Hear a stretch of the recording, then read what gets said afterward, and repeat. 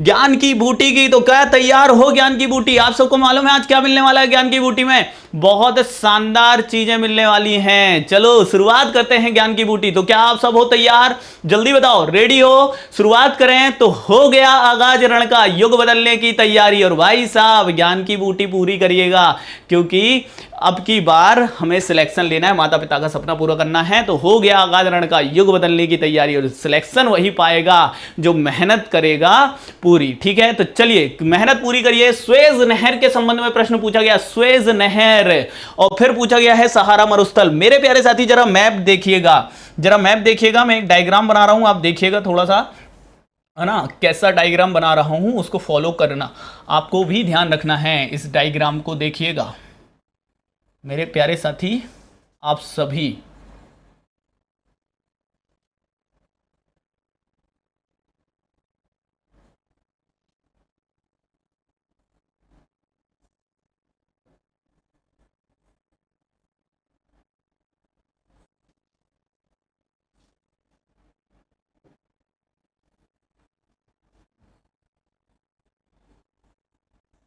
ये देखिए, ये जो कॉन्टिनेंट मैंने बनाया है मेरे प्यारे साथी, ये है हमारा अफ्रीका कॉन्टिनेंट। ठीक है, कौन सा महाद्वीप है? अफ्रीका महाद्वीप है साथी। अफ्रीका महाद्वीप को देखें थोड़ा अच्छे से, है ना। यदि अफ्रीका महाद्वीप के इस वाले हिस्से में देखें तो आपको दिखाई देता है यूरोप। ठीक है, और ये वाला जो हिस्सा है अफ्रीका महाद्वीप का, ठीक है, ये आपस में पहले तो जुड़ा ही हुआ था। ठीक है, ये हिस्सा जो है ये आपस में पहले जुड़ा हुआ था, और यहाँ से स्टार्ट हो जाता है क्या? आपका एशिया। ठीक है, ध्यान देंगे यहाँ पर, थोड़ा सा ध्यान देंगे प्यारे साथी, गलतियां नहीं करना है आपको, है ना। यदि हम देखेंगे तो यहाँ पर ये वाला जो हिस्सा है ये कौन सा है? एशिया कॉन्टिनेंट है। बहुत अच्छे से देखिए, जिन्होंने पढ़ा है वो भी और जिन्होंने नहीं पढ़ा है वो भी। और ये है यूरोप। ठीक है, तो वो है एशिया, ये है यूरोप, और ये जो है ये क्या है भाई? अफ्रीका है। ठीक है, ये कौन सा महाद्वीप है?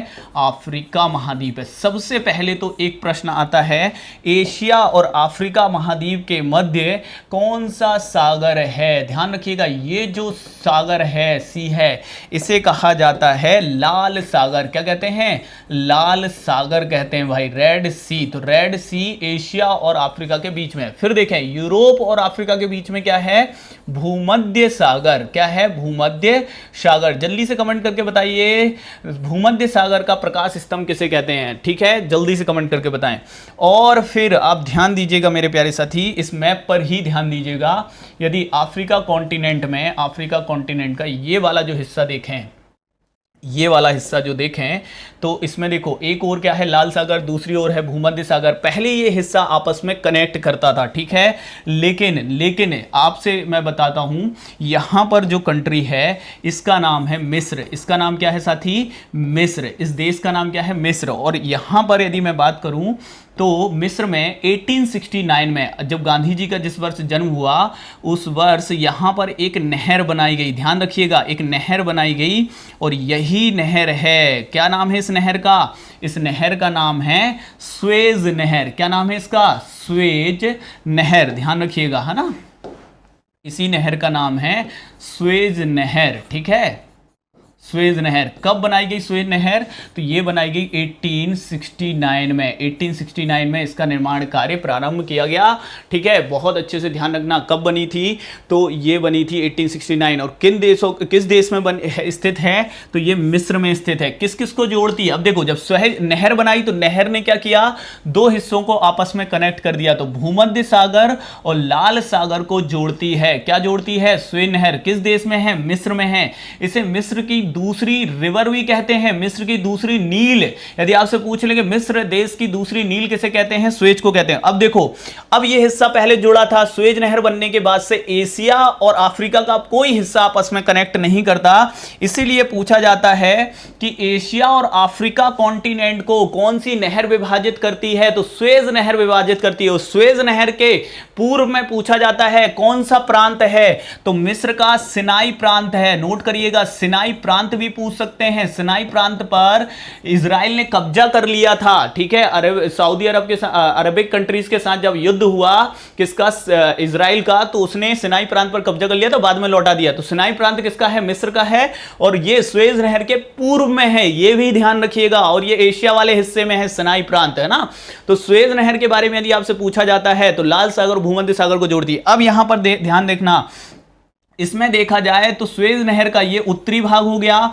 उत्तरी पोर्ट का नाम ध्यान रखना पोर्ट सईद है, इसके उत्तरी पोर्ट का नाम क्या है, पोर्ट सईद, पोर्ट सईद है। और दक्षिणी पोर्ट का नाम पूछा जाएगा तो दक्षिणी पोर्ट का नाम है पोर्ट स्वेज, दक्षिणी पोर्ट का नाम क्या है, पोर्ट स्वेज, ठीक है। तो सीधा सा प्रश्न हो सकता है कि स्वेज नहर के उत्तरी पोर्ट का नाम क्या है, सईद, और दक्षिणी पोर्ट का नाम क्या है, पोर्ट स्वेज। अब देखो आगे, यदि आपसे पूछा जाता है कि स्वेज नहर की लंबाई बताइए, तो इसकी लंबाई कितनी है साथियों, इसकी लंबाई है 193.3 किलोमीटर के आसपास लगभग, ठीक है। अब स्वेज नहर को ध्यान रखिएगा कब से चालू हो गई थी, 1869। तो इसे पूर्वी ब्रिटिश साम्राज्य, जो कि पूर्वी ब्रिटिश साम्राज्य कहां था, कहां पर था, भारत में था ना ब्रिटिशर्स का रूल, तो पूर्वी ब्रिटिश साम्राज्य की रीढ़ की हड्डी किसे कहा जाता था, स्वेज नहर को कहा जाता था। बहुत अच्छे ध्यान रखना, गलती नहीं करना।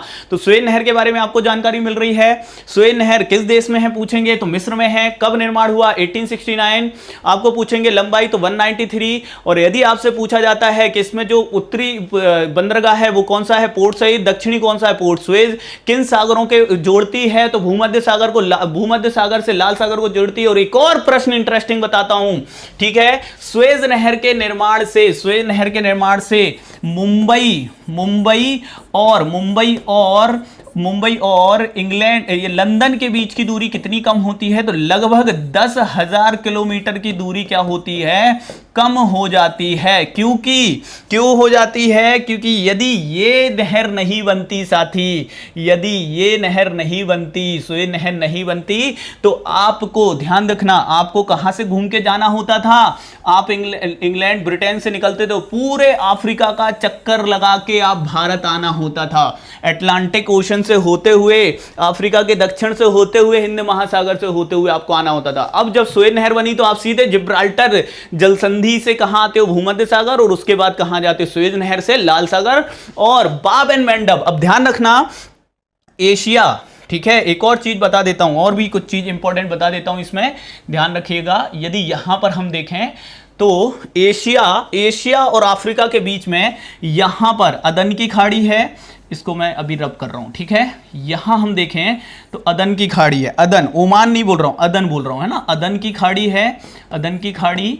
और यदि हम बात करें तो यहां पर एक वाटर ट्रीटी है साथियों, जल संधि है, इसे कहते हैं बाब एंड मैंडब जल संधि, बाब एंड मैंडब जल संधि, ठीक है। और इसे आंसुओं का प्रवेश द्वार भी कहते हैं। जल्दी से बताओ, आंसुओं का प्रवेश द्वार क्यों कहते हैं, आंसुओं का प्रवेश द्वार क्यों कहा जाता है बाब एंड मैंडब जल संधि को, जल्दी से मुझे बताइएगा। तो बाब एंड मैंडब जल संधि ध्यान रखिएगा किसके बीच में है, एशिया अफ्रीका के बीच में है। और यहां पर यूरोप का कौन सा देश है, स्पेन, और अफ्रीका का जो उत्तर पश्चिमी देश है ये कौन सा है, मोरक्को की कैपिटल क्या है, राबात। इन दोनों के बीच में जो ट्रीटी है ये कौन सी ट्रीटी है, ये है जिब्राल्टर। कौन सी जल संधि है, जिब्राल्टर जल संधि है। तो जिब्राल्टर जल संधि ध्यान रखना, स्पेन और मोरक्को के बीच में है, यूरोप अफ्रीका को अलग करती है। बाब एंड मैंडब जल संधि एशिया और अफ्रीका को अलग करती है। जोड़ती किसको है, लाल सागर को अदन की खाड़ी से, और भूमध्य सागर को जिब्राल्टर जल संधि किससे जोड़ती है, तो अटलांटिक महासागर से जोड़ती है। यह भी ध्यान रखना, गलती नहीं करिएगा, ठीक है, गलती नहीं करिएगा। चलिए, तो यहां पर आई होप आपको चीजें क्या हो गई होगी, इतनी आपको क्लियर हो गई होगी। बहुत अच्छे से इसे ध्यान में लेके चलेंगे। अब यहां पर आते हैं वापस, अब लिखो स्वेज नहर में। यदि आपको मुख्य परीक्षा के हिसाब से भी स्वेज नहर आती है तो आप सबसे पहले तो आपको पता होना चाहिए कि स्वेज नहर का निर्माण कब किया गया। सबसे पहले तो इसका निर्माण आपको पता होना चाहिए कि निर्माण कब हुआ है। तो निर्माण हुआ है 1869, ठीक है, 1869 में। फिर आपको पता होना चाहिए कहाँ हुआ है, तो आपका आंसर होना चाहिए ये मिस्र में है। कहाँ पर है भाई? मिस्र में है। फिर आपको पूछेंगे ये जोड़ती किसको है, तो ये ध्यान रखिएगा, ये भूमध्य सागर को लाल सागर से जोड़ती है। किससे जोड़ती है? लाल सागर से जोड़ती है। इसे किन उपनामों से जानते हैं? इसकी लंबाई पहले बता देना। लंबाई तो 193 किलोमीटर लगभग, ठीक है। और इसके बाद यदि पूछा जाता है तो इसे मिस्र की द्वितीय नील नदी कहते हैं। मिस्र की दूसरी नील नदी कहते हैं, दूसरी नील कहते हैं। किसे कहते हैं? तो ध्यान रखिएगा, स्वेन नहर को कहते हैं। इसे यदि देखा जाए तो पूर्वी ब्रिटिश साम्राज्य की पूर्वी ब्रिटिश साम्राज्य जो था उसकी पूर्वी ब्रिटिश साम्राज्य की यदि हम कहें तो कुंजी, या फिर देखा जाए तो रीढ़ की हड्डी कहा जाता था, ठीक है, रीढ़ की हड्डी कहा जाता था। किसे कहा जाता था? स्वेज नहर को कहा जाता था, ठीक है। इसका पूर्वी बंदरगाह मैंने बताया पोर्ट सहित। दक्षिणी कौन सा है? तो स्वेज बंदरगाह है। और इसमें ग्रेट विक्टर और तिम्सा झील, ये भी पूछ सकते हैं, ग्रेट विक्टर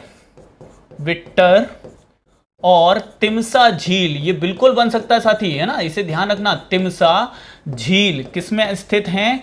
तो तिम्सा झील इनसे होके गुजरती है। कौन सी नहर? तो स्वेज नहर। और ये अफ्रीका और एशिया को अलग करती है। इसके पूर्व में यदि पूछा जाता है तो सिनाई प्रांत है। तो स्वेज नहर के बारे में इतनी चीजें ध्यान रखना। अब है सहारा डेजर्ट, ठीक है।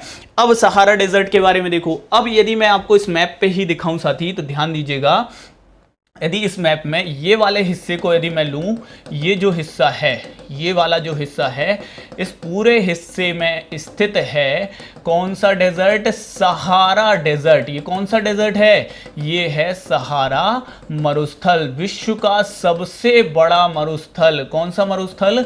सहारा मरुस्थल। ध्यान रखना, ये पूछा गया है एग्जाम में कि सहारा मरुस्थल अफ्रीका के किस हिस्से में। तो देखो अफ्रीका के किस हिस्से में है? ये उत्तर हो गया, ये दक्षिण, ये पूरब, ये पश्चिम। और ये कहां पर है अफ्रीका के? तो उत्तर पश्चिम में स्थित है। कौन सा मरुस्थल?